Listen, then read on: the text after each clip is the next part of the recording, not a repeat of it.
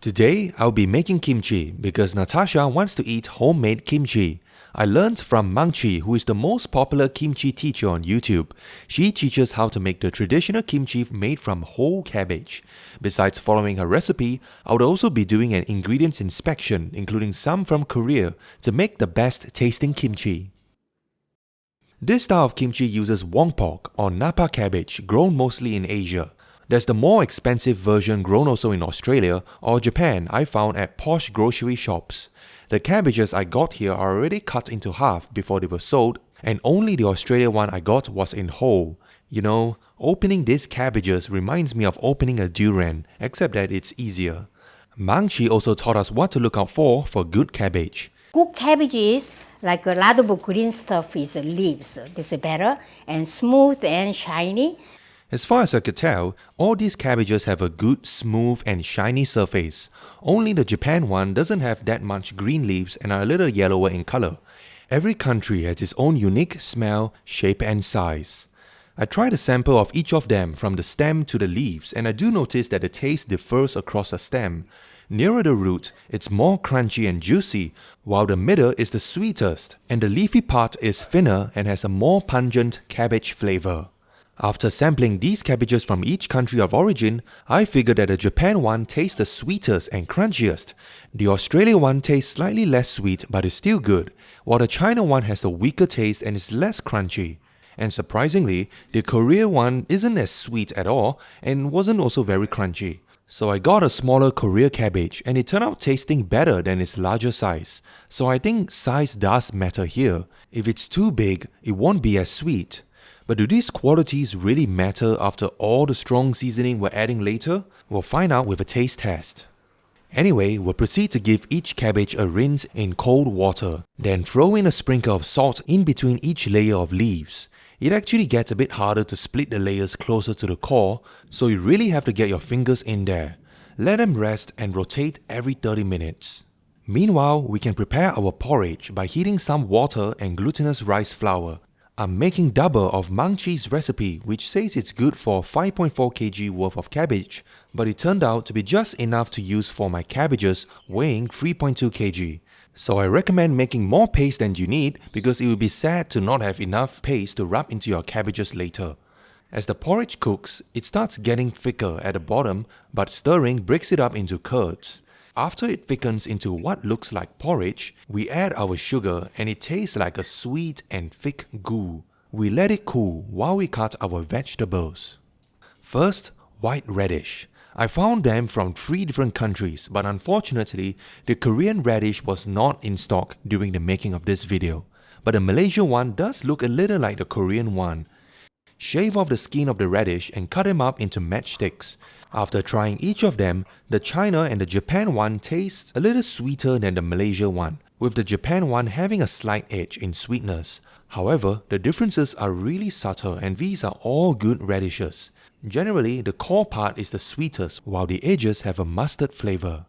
For chives, there's also the Korean grown one, so I had to try it versus the one from Japan and Malaysia. And I can tell that the Korean one looks thinnest but has a strong oniony flavor, while the Japan one has the thickest shape, almost like a spring onion, and it also tastes the strongest. The Malaysia one is actually quite weak in flavor though. Generally, the flavor is thickest near the root and more subtle as you go towards the leaves. So we decided to use the Korean one to be the most authentic. Even right down to the garlic. I got here also some from Korea to compare with the more common China old garlic and young garlic. I thought that old garlic would taste stronger than young garlic, but it turns out that young garlic is actually more spicy. The Korean one looks like young garlic though and has a more mellow taste, probably because the skin has been removed for a long time, leading to moisture loss. She likes a more mellow garlic flavor, so again we'll use the Korean one. We'll give the cabbages another turn again and we can see it's starting to soften as the salt draws out the moisture. Now 2 more important ingredients to compare. First is this shrimp paste. It can get really cheap to really expensive ones from Korea. And I'm not sure if these count as fermented shrimp because it just says salted shrimp, but these are the only ones I could find. They are extremely salty, umami bomb, so a little touch taste goes a long way. The most expensive shrimp does look noticeably bigger than the less expensive one, and it tastes also a lot more shrimpy, so I think it's worth the price. But the last one, chinchalok, is very pungent and not pleasant to eat raw, so I'm definitely not going to use this to eat in raw food. It's probably meant more for cooking. For fish sauce, I have this one from Thailand. I didn't quite like the Korean one I found because it contains more additives than the Thai one, which is more pure in ingredients. Maangchi advised us that you can use any brand of fish sauce as long as it's clear, brownish and tastes good, so I'll stick to the Thai one. And the most important flavor ingredient is the red chili pepper or Gochugaru. For the true kimchi flavor, we have only Korean red chili pepper flakes at 3 price points. They all look and taste different. Lim Gan Ni tastes the sweetest and the most fragrant, while Map Goe has a more savory taste which Natasha likes the most. Red Lantern is a little sourish and doesn't have much fragrance, so we'll use this brand of red chili pepper. After a bunch of fussy food tests, we'll chop up our selected vegetables into thin strips. I find it's better to cut the radish and carrot thinner so it ferments into soft, thin strips. By now, our cabbage would be very soft and bendable. Rinse a few times to remove the excess salt and drain the cabbage well. Now, the fun mixing time. Add in our goopy porridge which has cooled down by now, followed by our minced garlic, onions and ginger. I'm doing 2 batches here. Then in with a squeeze of our fish sauce, followed by our fancy salted shrimp, which will squeeze out the juice first before mincing it on a cutting board, then folding it in. In with our beautiful gochugaru. We prefer less spicy, but take note it gets more spicy the more you eat it. Mix slowly to combine. It's starting to smell like good kimchi. A little taste test first. Very fragrant, saltiness is on the high side, but it will mellow out later after mixing in the vegetables. Natasha is already ready with her kimchi gloves, but she prefers a little more spiciness. She likes also a little more sweetness, so added a bit more sugar.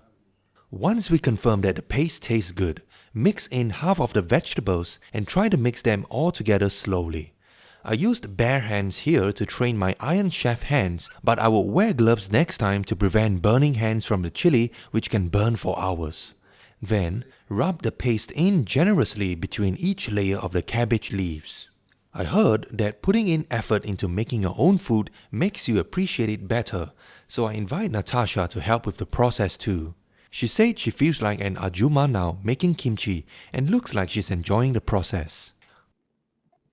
We ran out of kimchi at our 3rd cabbage, so I helped to make the next batch for her. Now I can see why this should be a family activity. Making 4 cabbages is already a lot of work, but it's nothing compared to how much Maangchi's mom used to make. My mom makes winter kimchi, huge batch of kimchi. My mom used to make 200 heads of cabbage. 200 cabbages is probably going to take 1 full week of making kimchi only. But I understand in the old days, this was a life and death matter as Korean villagers had to make a lot of kimchi to stock up as winter food during the long months of harsh winter, or people may actually die of starvation. I recommend wearing a red shirt to prevent any red chili stains on your clothes. This cabbage over here is the Korean one, which is the biggest and looks like a monster kimchi, but it turns out to be the most beautiful. Meanwhile, I got 2 special large containers made for kimchi. It's by a Korean brand Lock & Lock, and it also comes with this insert to press down the vegetables, so it stays submerged underneath liquid for optimum fermentation. It comes in various sizes, and I read reviews saying it doesn't leak any smells into the fridge, and I can confirm this as it seals tightly. So going back to our questions earlier, which country's cabbage tastes better after all the seasoning? I took a sample from each cabbage and let Natasha try them to see if there's any difference. They are all using the same kimchi paste, so the difference here is only the origin of the cabbage. After taste comparing them, she likes the Japan one the most because of its sweetness and crunch. So it turns out that the qualities of the cabbage still plays a part here even after mixing in all the strong seasonings. We further cut each cabbage up at the root to tear into halves and fold them into the box. This 4.5 liters box comfortably fits about 1 full medium-sized cabbage. We shouldn't fill it to the brim as we have to allow for some of the kimchi juice to float up. Pour in any scrapes and all of that magic sauce. Then gently push in the insert till the vegetables are completely submerged and let them sit on a countertop to ferment for 1 day. We'll do one more taste test later to taste for any differences between the cabbages after fermentation. Before we pack the rest into the box, here is a little BTS behind the scenes of taking pictures for this video's thumbnail. I heard that pro YouTubers and food photographers invest a lot into setting up the food for a good shot, like cleaning the plate and fine-tuning parts of the food and taking lots of pictures to ultimately select that one awesome thumbnail. After trying out various positions and taking many photos, you can find some good ones. Here are some of my favorite shots of our kimchi. I find this method working well for me, and it's actually an enjoyable process to explore various angles without overthinking it and just play with this creative process. This technique works even better if we try to recreate the art we like. I like Maangchi's Kimchi thumbnail, so in my attempt to take a picture like hers, I found my own favorite pictures inspired by hers. You can find the rest of them on my Instagram. Then we pack all our cabbages into the box with the insert. This one is really full, and let it ferment at room temperature for 24 hours. By the way, my kitchen stays roughly constant at 28 degrees Celsius all day long, all year round. The next day, just by opening the kimchi cover, already I could smell fermented kimchi. There is now a puddle of kimchi juice compared to a day earlier, and the smell has a sourish buzz that makes your fingers tingle. After removing the insert carefully to prevent any catapult splashes, I can see bubbles released as I press down on the sides, meaning it's fermenting well. But this thing is so big. It's the exact same Korean cabbage I used for the thumbnail, and the sesame seeds on top are mostly gone due to the puddle. The big cabbage is not so convenient to take what you want to eat, so I have to bring it out onto a chopping board to cut up into slices.